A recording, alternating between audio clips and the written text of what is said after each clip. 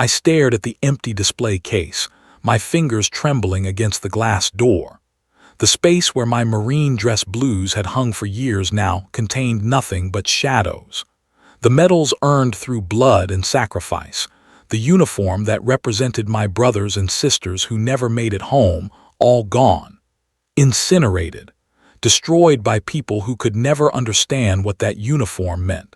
Not just to me, but to an entire nation. We found it in violation of community aesthetic standards, the HOA president said, her voice as cold as the glass beneath my fingertips. The matter is closed.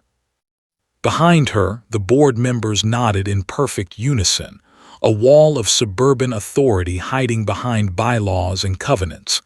They had no idea what they had done, no concept of the lines they had crossed. They thought this was about fabric and metal pins.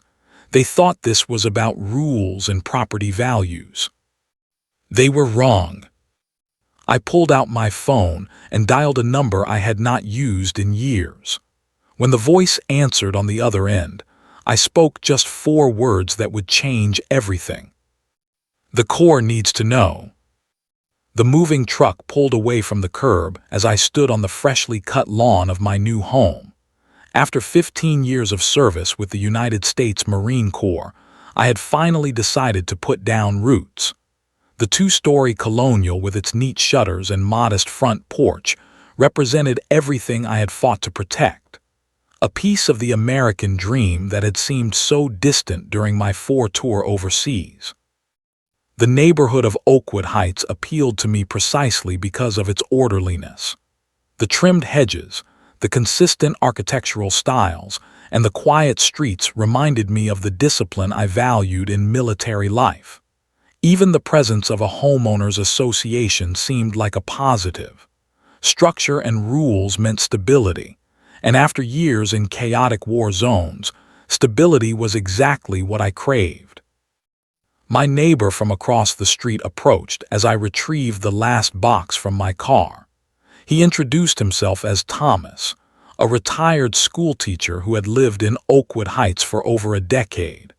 He explained the basic neighborhood routines and mentioned the monthly HOA meetings held at the community center.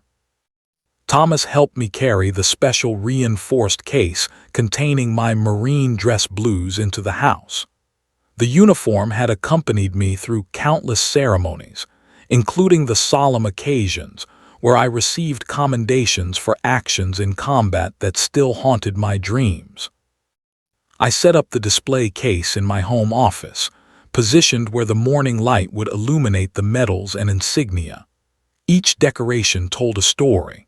The Bronze Star awarded after the ambush outside Fallujah, the Purple Heart from the IED that took 3 of my squad members, the various campaign medals marking years of my life spent in distant deserts and mountains. The uniform represented not just my service, but the brothers and sisters who served alongside me. Some never returned home. Their memory lived on in the carefully preserved fabric and shining metal now resting behind glass. During my first week in the neighborhood, most residents stopped by with welcome gifts. Homemade cookies, bottles of wine, recommendations for local services. The community seemed friendly and respectful, especially when they learned about my military background. Many thanked me for my service with what appeared to be genuine appreciation. It was not until the second week that I encountered Margaret Winters, the president of the Oakwood Heights HOA. Unlike my other neighbors, she arrived with a clipboard rather than a welcome gift. Her pearl necklace and perfectly styled silver hair gave her the appearance of gentility, but her eyes held the cold calculation of a battlefield tactician. Margaret did not thank me for my service. Instead, she presented me with a 3-ring binder containing the community covenants, rules, and bylaws. She informed me that Oakwood Heights maintained its property values through strict adherence to these regulations. Her smile never reached her eyes as she performed a visual assessment of my property from the driveway. As she left, she paused to inform me that trash cans were only permitted curbside between 6 o'clock the evening before collection and 8 o'clock the morning after. Mine had apparently been visible for 2 additional hours. She called it a courtesy notice rather than a violation, but the message was clear. I had entered territory with its own command structure, and Margaret Winters stood firmly at the top. The Oakwood Heights HOA covenant contained 78 pages of regulations governing everything from acceptable mailbox designs to the precise height of lawn grass. As a military man accustomed to detailed protocols, I respected the need for standards. However, the sheer volume of trivial restrictions seemed excessive even to me. Within my first month, I received 2 formal notices. The first concerned the positioning of my recycling bin, which had apparently been placed 6 inches too close to my garage door. The second involved the bird feeder I had installed, which Margaret claimed exceeded the permitted dimensions by 3/4 of an inch. I complied with both notices promptly, not wishing to create conflict in my new community. The military had taught me to choose my battles carefully. These minor inconveniences hardly seemed worth fighting over. My neighbor Thomas invited me for coffee one afternoon and revealed that my experience was not unique. "Margaret runs this place like her personal fiefdom," he explained in a hushed tone despite us being alone in his kitchen. "Last year she forced the Hendersons to repaint their entire house because the shade of blue they chose was not on the approved color palette. Cost them thousands." Thomas introduced me to other residents who had faced similar harassment. Ellen Johnson, an elderly widow, had received weekly violation notices after her gardener fell ill and her lawn temporarily exceeded regulation height. The Patel family had been fined for children's toys visible in their backyard. Each story followed the same pattern of rigid enforcement without compassion or common sense. During my first HOA meeting, I witnessed the dynamic firsthand. The community center meeting room was arranged like a courtroom, with the board seated on an elevated platform and residents in rows of folding chairs below. Margaret controlled the proceedings with parliamentary precision, allowing residents to speak only when recognized and limiting comments to 2 minutes each. When a young couple requested permission to install solar panels, Margaret subjected them to an interrogation about visibility, reflectivity, and property values. Despite the couple presenting research showing solar installations increased neighborhood desirability, their request was unanimously denied without explanation. After the meeting, a former military officer named Jenkins approached me in the parking lot. His posture and bearing immediately identified him as a veteran before he even mentioned his service. "Be careful with Margaret," he warned, glancing around to ensure we were not overheard. "She has particular issues with military personnel." Jenkins explained that Margaret's ex-husband had been a National Guard member who returned from deployment with PTSD. Rather than supporting his recovery, Margaret had divorced him after his condition led to HOA violations at their property. She had kept the house while he moved to a small apartment outside the community. The story explained the cold response when I had mentioned my service. The following day, I found a violation notice taped to my door. It cited unauthorized displays visible from street view and demanded immediate correction. The notice confused me until I realized my uniform display could technically be glimpsed through my side window if someone stood at a specific angle on the neighboring property. Rather than relocate the display case that held such personal significance, I installed privacy blinds on the window. The modification cost several $100s but seemed a reasonable compromise. I documented the installation and submitted proof of compliance to the HOA office as required. 2 days later, a second notice appeared. This one claimed the blinds themselves violated architectural standards because their color was off-white rather than pure white as specified in the covenant.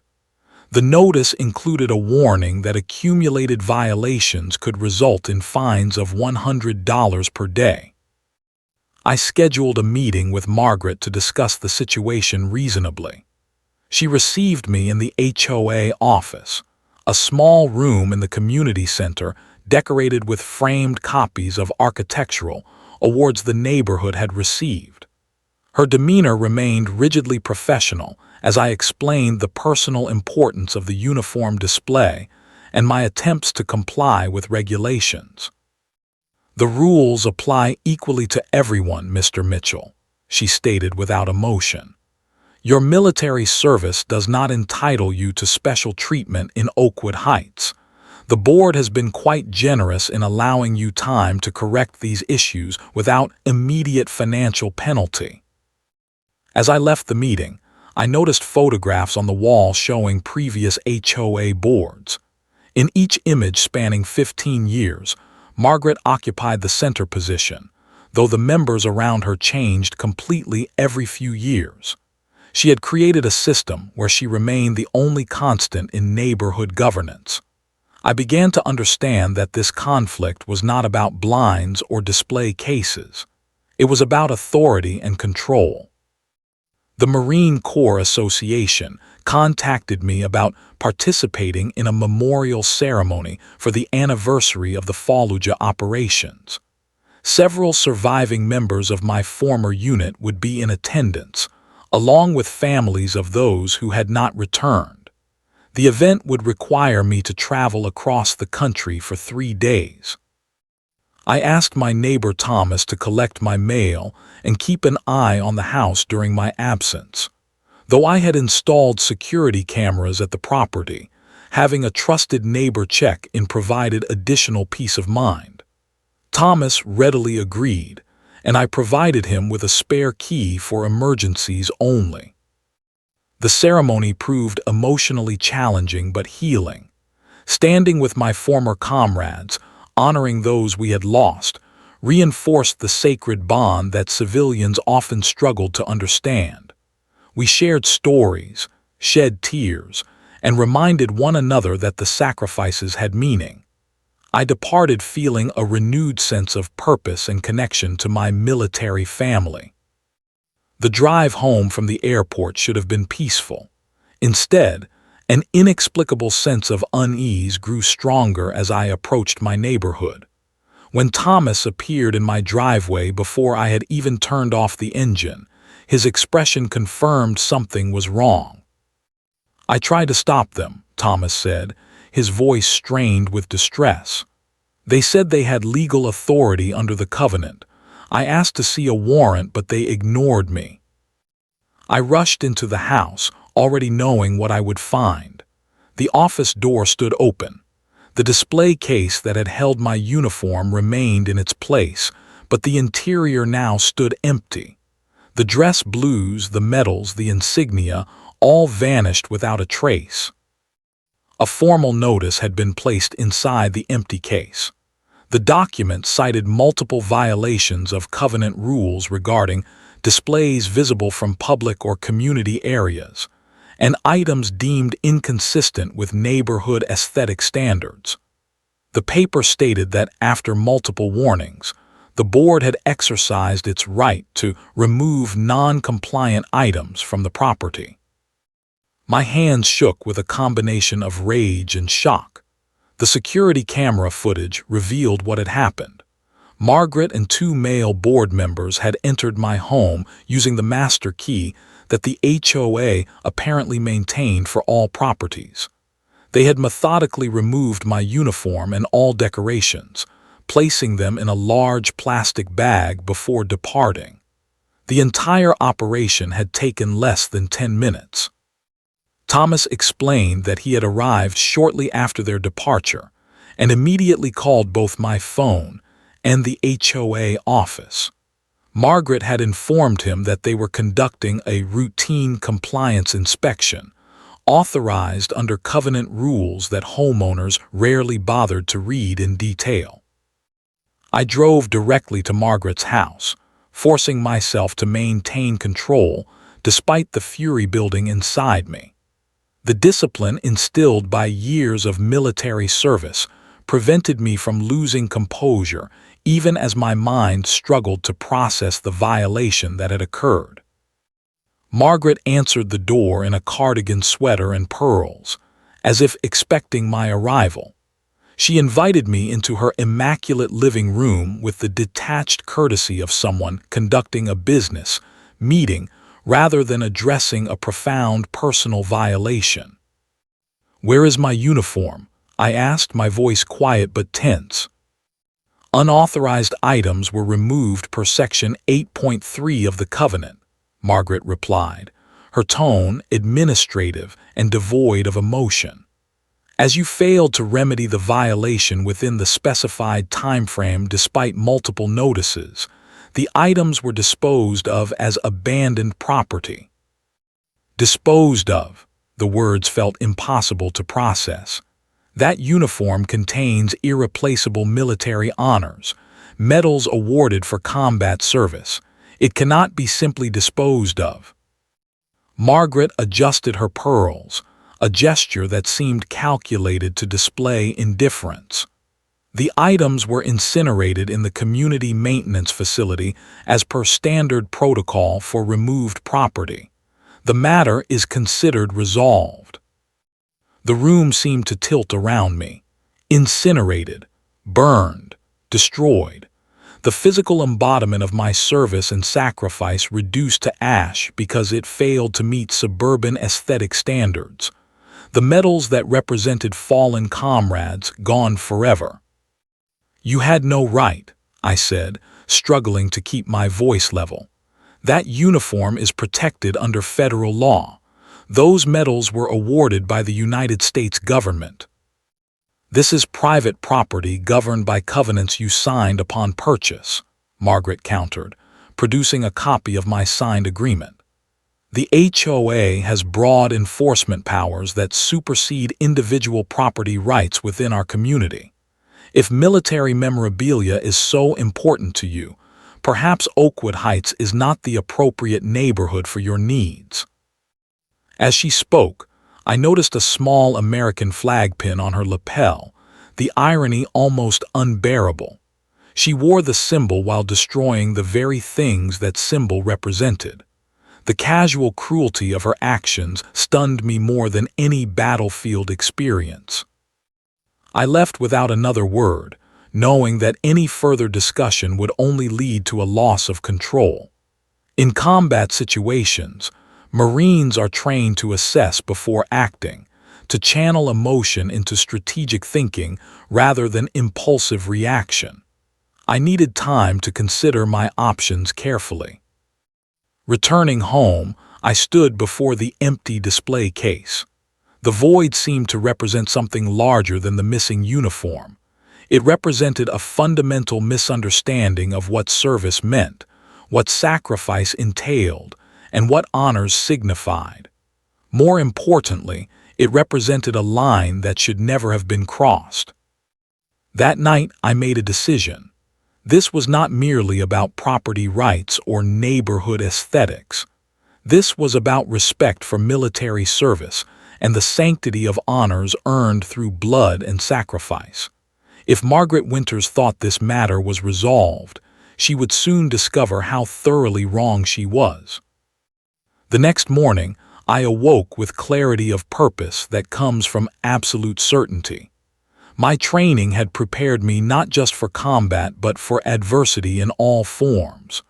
The first step in any operation is gathering intelligence and assembling resources. I began researching HOA law, federal protections for military honors, and property rights. The legal landscape proved complex, with courts generally supporting HOA authority while recognizing certain constitutional and federal limitations. Most cases involved external property features rather than items inside private homes, making my situation somewhat unusual. Jenkins, the veteran I had met previously, arrived at my door that afternoon. Word had spread through the neighborhood grapevine about the incident. His rage nearly matched my own, but like me, he channeled it into constructive planning rather than emotional outburst. "This goes beyond HOA overreach," Jenkins said as we sat in my living room. "The destruction of military honors is potentially a federal offense.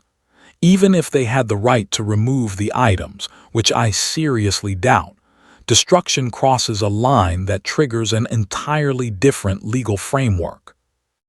Jenkins introduced me to his contact at the local Veterans Affairs office, who connected me with a Marine Corps legal affairs officer.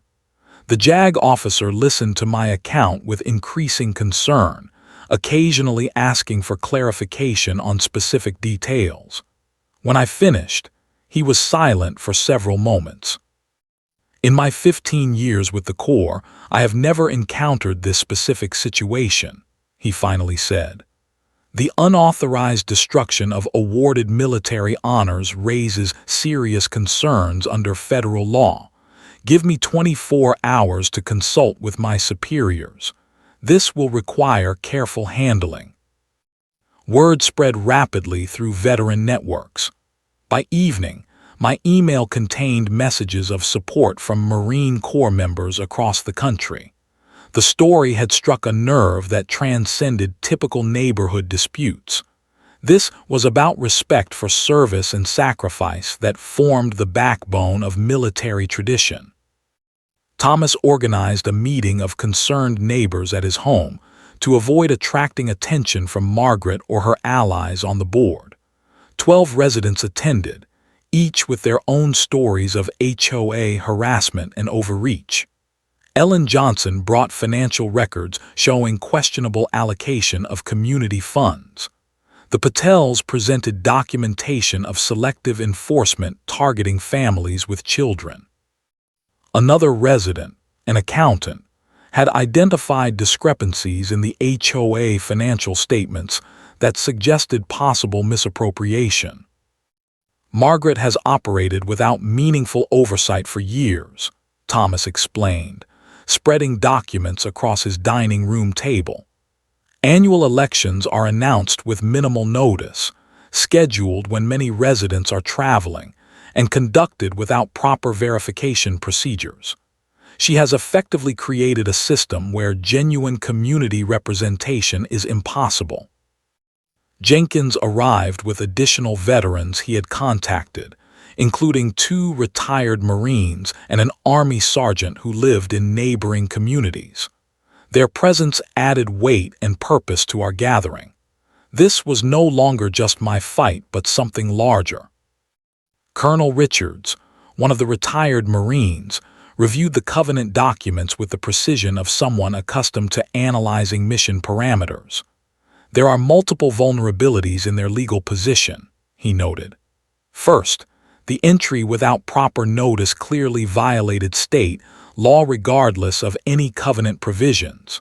Second, the destruction rather than storage of removed items contradicts their own written procedures. Third, the removal of items not visible from common areas exceeds the aesthetic authority granted under most HOA legal precedents." We developed a 3-pronged strategy. First, formal legal action would address the specific violation against me personally. Second, community organization would challenge the HOA leadership through proper channels. Third, media attention would bring public pressure to bear on the situation. My phone rang late that evening. The JAG officer's voice conveyed controlled professional anger when he delivered his assessment. "The destruction of awarded military honors potentially violates federal law under the Stolen Valor Act and military honors protection clauses. These were designed primarily to prevent fraudulent claims of military honors, but the willful destruction of legitimately awarded decorations falls within their purview. More importantly, the Marine Corps takes this matter extremely seriously as an issue of respect and tradition.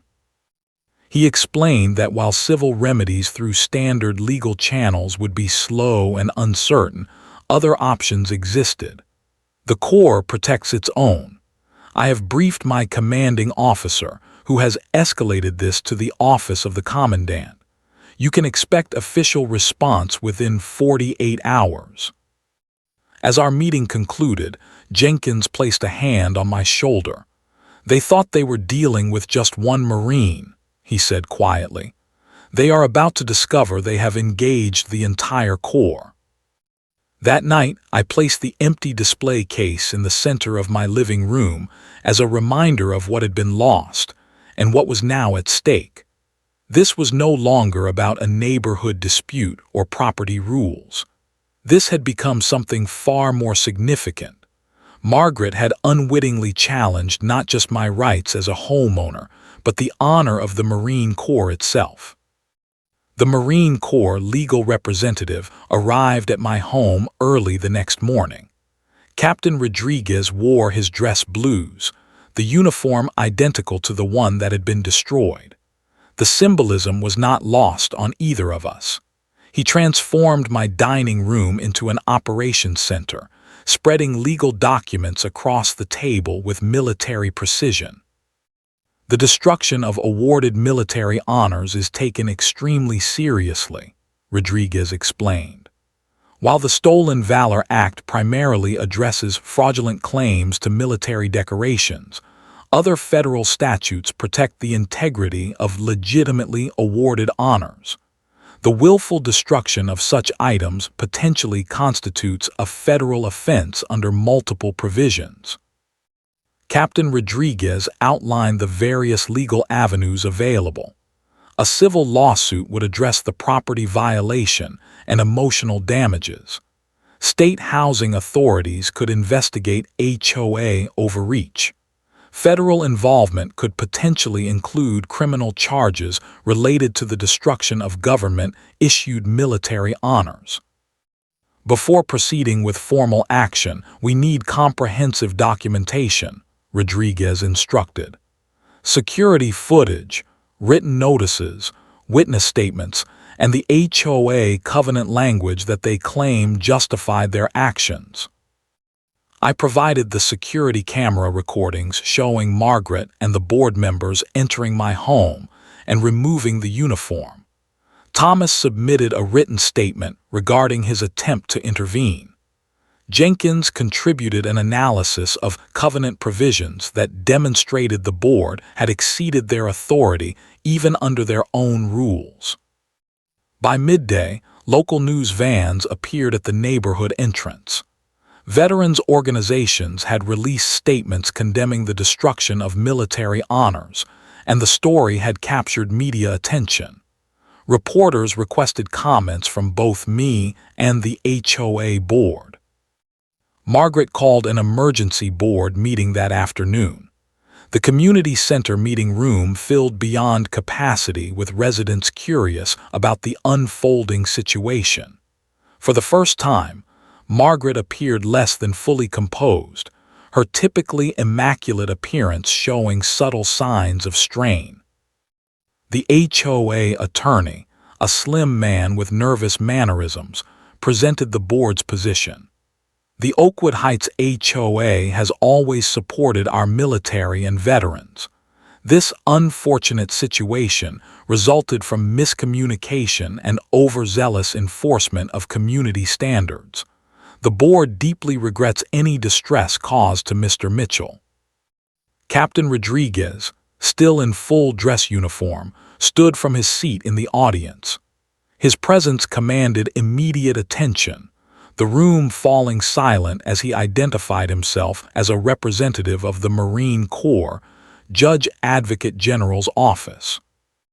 The United States Marine Corps considers the willful destruction of awarded military honors to be a matter of serious concern, he stated formally. These items are not merely personal property, but symbols of service and sacrifice recognized by the federal government.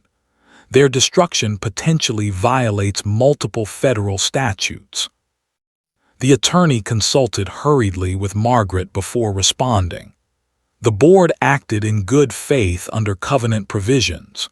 However, in recognition of the sensitive nature of the items involved, we are prepared to offer compensation for their replacement. Rodriguez remained standing, his posture perfectly straight.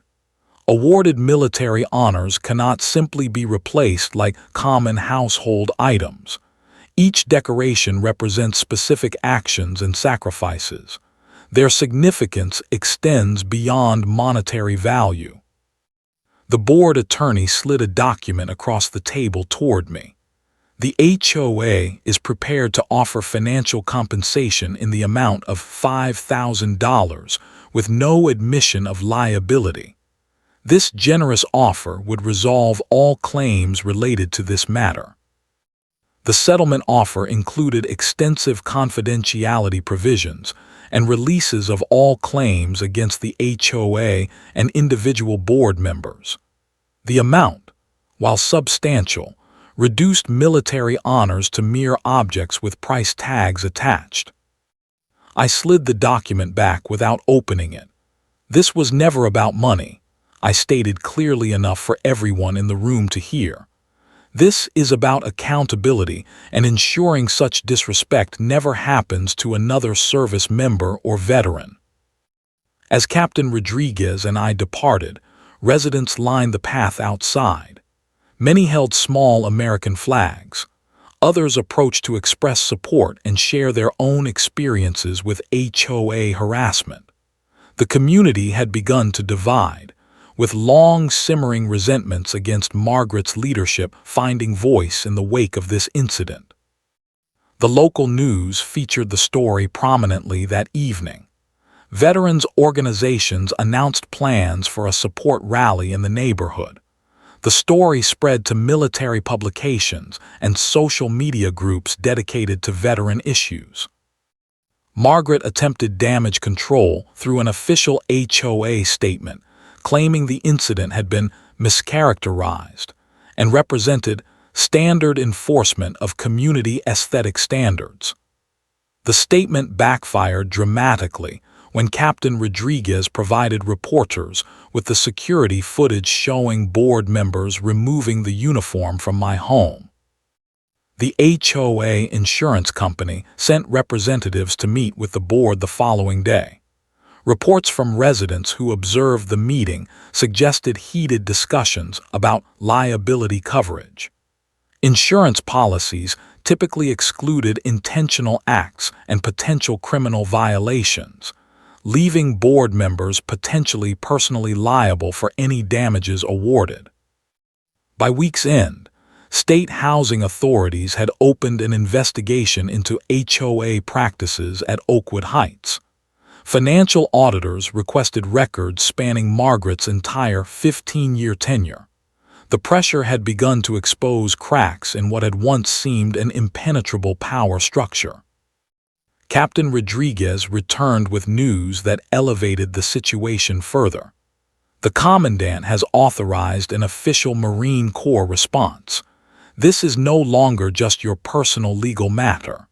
The Corps has taken institutional interest in ensuring military honors are respected and protected. The implications were significant. What Margaret had dismissed as a neighborhood rule enforcement had escalated into a confrontation with one of the most respected and powerful institutions in the country. She had believed herself to be the highest authority in her small domain. She was about to discover how mistaken that assumption had been.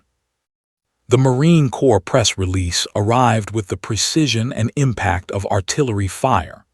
Without inflammatory language but with unmistakable authority, the statement condemned the unconscionable destruction of earned military honors representing service and sacrifice to the nation. The document outlined the significance of military decorations and the sacred trust they represented. Most significantly, the statement announced that representatives of the Marine Corps would attend the upcoming community meeting to address this serious matter directly with those responsible. The institutional weight behind these words transformed what might have been dismissed as a neighborhood dispute into something of national significance. Veterans organizations across the country mobilized in response. The American Legion issued a statement of support. The veterans of foreign wars announced plans to establish a fund for legal expenses. Military families from surrounding communities organized a peaceful demonstration at the neighborhood entrance, many holding signs reading "Honor our heroes" and "Respect military sacrifice." National media outlets picked up the story, framing it as a symbol of broader tensions between individual rights and community governance.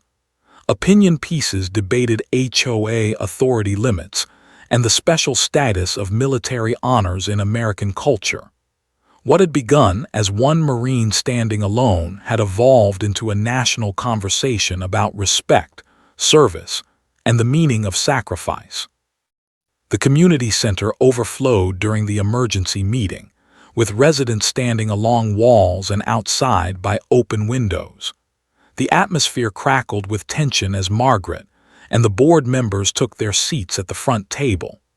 Their usual elevated platform had been replaced with a standard arrangement that placed them at the same level as community members, a small but symbolic change.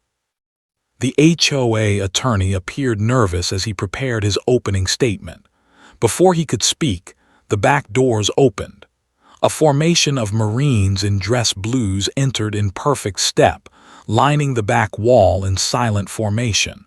No one had summoned them officially. Word had simply spread through the Brotherhood. Their presence required no explanation. Captain Rodriguez led the Marine contingent, accompanied by a full colonel whose chest decorations marked him as a highly decorated combat veteran.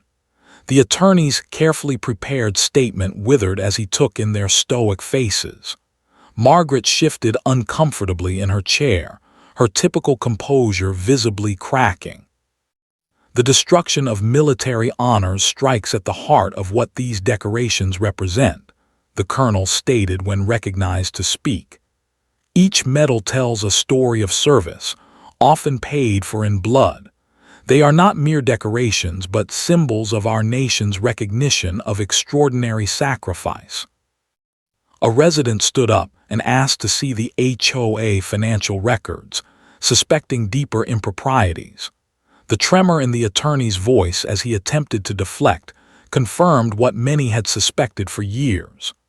Another resident demanded to know the legal basis for entering private homes without owner presence. A third questioned the board election procedures that had kept Margaret in power for 15 consecutive years. The attorney consulted frantically with Margaret before making an announcement. In light of recent events and community concerns, the board has unanimously decided to resign effective immediately. A special election will be held under independent supervision to select new leadership. Margaret attempted to interject, but the attorney cut her off with a sharp whisper. The colonel stepped forward with military precision. The Marine Corps considers this matter unresolved. While the resignation addresses community governance concerns, it does not address the specific violation against a decorated Marine. We expect full accountability and appropriate remedies. A financial auditor who had been investigating HOA records requested permission to address the gathering. Preliminary review has identified numerous accounting irregularities requiring further investigation. Funds designated for community improvements appear to have been diverted to other purposes without proper authorization or documentation. The meeting dissolved into multiple conversations as residents processed these revelations. The Marines maintained their formation at the back of the room, their presence a reminder that larger principles remained at stake beyond neighborhood politics.